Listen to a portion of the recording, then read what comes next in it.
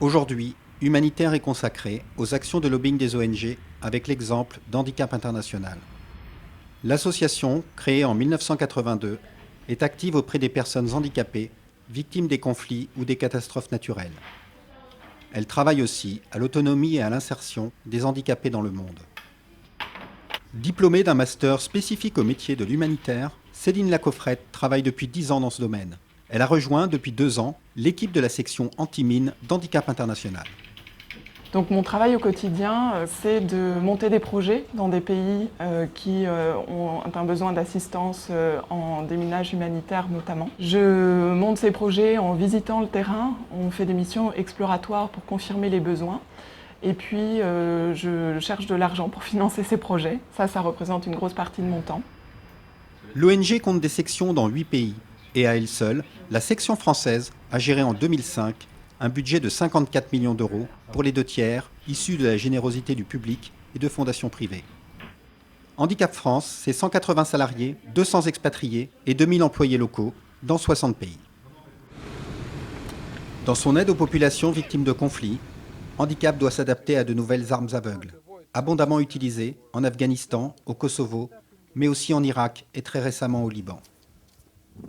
Ces nouvelles armes s'appellent des sous-munitions, des bombes à sous-munitions. Et elles sont produites par une quantité de pays aujourd'hui. On peut citer par exemple les États-Unis, Israël, la France, le Royaume-Uni. Celles qui sont larguées par voie aérienne sont larguées dans un container qui va lui regrouper des dizaines, voire des centaines de petites bombelettes. Ce container va s'ouvrir en l'air et va disperser toutes les bombes à sous-munitions qu'il contient. Selon les estimations de l'ONU, 40% de ces bombes n'auraient pas explosé. Cela représente entre 1 million et 1 500 000 sous-munitions à neutraliser dans le sud du pays. Pas moins de 2 ans seront nécessaires pour éradiquer cette menace. Nous avons envoyé dès le mois d'août des experts en déminage pour faire une première approche, une première estimation des besoins. Et nous avons, suite à ces premiers entretiens, décidé de proposer un projet où nous allions former 3 équipes avec du personnel libanais. Elle se situe dans le sud du Liban à ce niveau-là. Et nous allons travailler principalement autour de tir avec nos 3 équipes. C'est bon ? Okay. Le problème de ces armes-là, c'est qu'elles vont faire peur et qu'elles vont empêcher les gens de revenir à une vie normale. Surtout quand on sait qu'au Liban, plus de 60% des cibles étaient des zones habitées. Les populations veulent réinvestir leurs maisons, veulent recultiver leurs champs et se retrouvent face à une pollution qui ne rend pas possible une reconstruction une fois le cessez-le-feu signé. C'est pourquoi Handicap International sur le terrain, comme ici en Irak en 2003, travaille à l'éradication des déchets de guerre. Je vais vous montrer. Il y en a beaucoup, des centaines. Et de l'autre côté, vers la maison. J'ai mis dans mon rapport que cela devait être la priorité de nettoyer cet endroit. Regardez, parce qu'il y a beaucoup, plein d'enfants. Et partout cela peut exploser. Regardez, c'est impossible de marcher dans ce champ. Ces actions de nettoyage sont impérativement accompagnées de campagnes pour sensibiliser les populations sur le danger de ces déchets de guerre. Il est très dangereux de jouer avec ou de jouer à côté de cette morceau. On explique ça aux écoles, aux mosquées, aux enfants. Et on a fait tout Bagdad. Moi, j'aime ce travail parce qu'on aide les enfants. On aide les gens qui sont accidents avec. On aide les gens qui a de bombes à côté de chez eux. Il faut qu'on lève les bombes.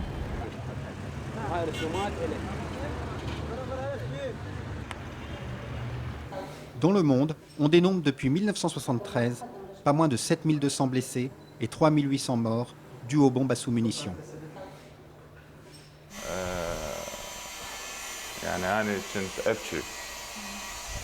Après l'incident, je n'ai pas vraiment réalisé. Sans ses jambes, c'est dramatique.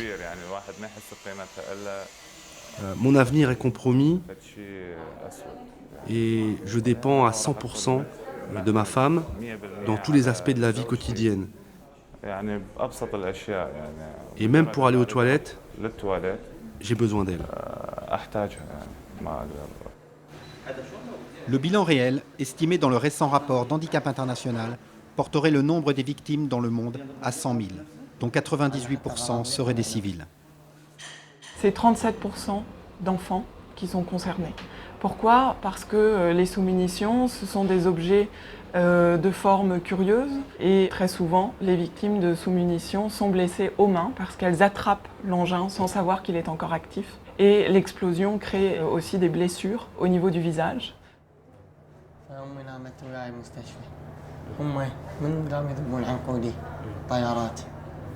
Après le passage des avions, lui et son petit frère jouaient dans la rue. Il a pris un objet dans le caniveau et d'un coup l'objet a explosé. Sa main droite a été touchée à ce niveau, mais coupée là. Sur l'autre main, ils ont enlevé ces deux-là et le pouce à ce niveau, au niveau de la phalange. Pour arrêter ce fléau, Handicap International lance de nouveau une mobilisation grand public pour une interdiction totale des bombes à sous-munitions. Par le passé, l'ONG a été confrontée à des armes tout aussi aveugles et redoutables, les mines antipersonnelles.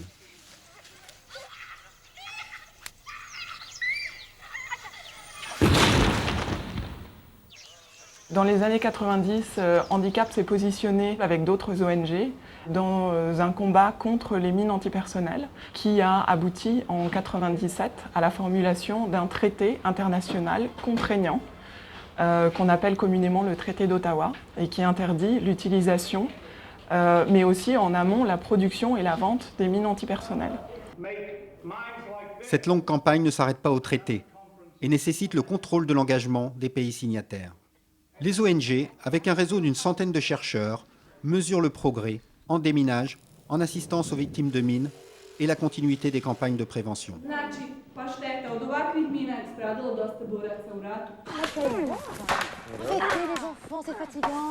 Pour éveiller les consciences des citoyens du monde entier autour de ces problématiques, le lobbying s'appuie sur des campagnes de communication choc.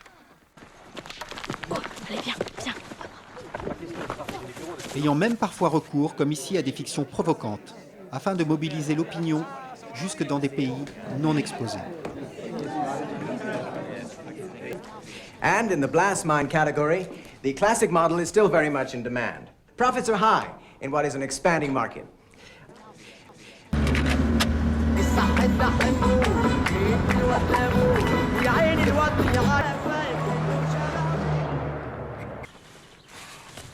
Et attends, c'est beau. C'est quoi ça?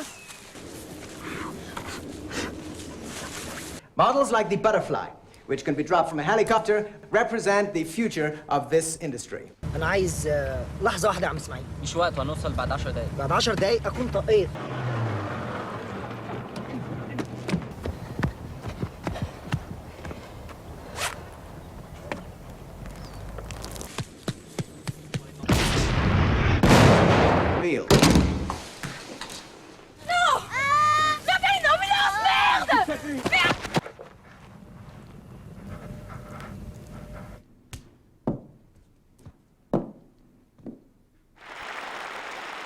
En 1997, Handicap International, avec d'autres ONG, sont récompensés avec l'attribution du prix Nobel de la paix pour leur combat.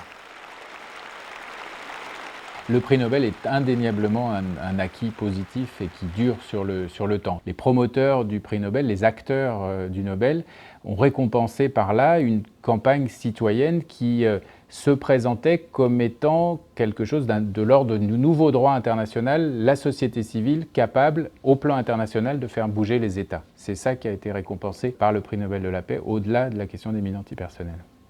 La première activité de lobbying de la société civile eut lieu au XVIIIe siècle, lorsqu'une association américaine militant pour l'abolition du commerce des esclaves aboutit à un traité en 1775. 12 ans plus tard, l'Angleterre puis la France le signeront et l'interdiction sera généralisée en Europe en 1841 avec un traité multilatéral. Un lobbying nécessite une véritable stratégie dans le temps. Une association comme Handicap International a d'abord une expérience de terrain. Et c'est la logique de l'action d'Handicap International qui va de l'appareillage des victimes, des soins aux victimes, jusqu'aux salles de conférences internationales, puisqu'il a fallu petit à petit qu'on mette en place tous les éléments de cette chaîne. On savait appareiller les victimes. Après, faire en sorte qu'il y ait moins de victimes, c'est le développement des programmes de sensibilisation au danger des mines. Et faire en sorte que ces mines soient retirées du sol, c'est les activités de déminage. Et encore en amont, faire en sorte qu'il y en ait moins qui soient posées, c'est l'interdiction totale. Et là, on rentre dans le champ de la diplomatie internationale et de ce qu'on appelle aujourd'hui l'activité de lobby des ONG. Ce lobbying contre les mines antipersonnelles continue, car aujourd'hui, les principaux pays fabricants n'ont toujours pas signé, tels la Russie, la Chine et les États-Unis. À ce combat vient s'ajouter aujourd'hui celui des bombes à sous-munitions, pour lequel seule la Belgique a ratifié le texte d'interdiction en 2006. Pour arriver à faire bouger les choses, il faut l'amalgame d'un certain nombre de facteurs. Le premier, c'est la légitimité de l'association à s'occuper de ça. Deuxième élément, l'expertise, la compétence sur le sujet. Et puis après c'est des moyens, ce sont des capacités d'organiser des événements pour fédérer l'opinion publique autour d'un certain nombre d'idées fortes. C'est cette capacité qu'on a de montrer aux gens que leur mobilisation, leur signature fait évoluer les choses. Les responsables politiques peuvent être les plus convaincus du monde. S'ils ont le sentiment que l'opinion publique ne suit pas, il ne se passera rien. La ratification d'un texte par l'ONU nécessite un accord de tous ses États membres par un processus long et fastidieux qui aboutit généralement à un consensus faible. La stratégie à Ottawa a été de sortir du cadre de l'ONU en s'appuyant sur la forte mobilisation citoyenne pour maintenir un texte fort et l'adopter intégralement.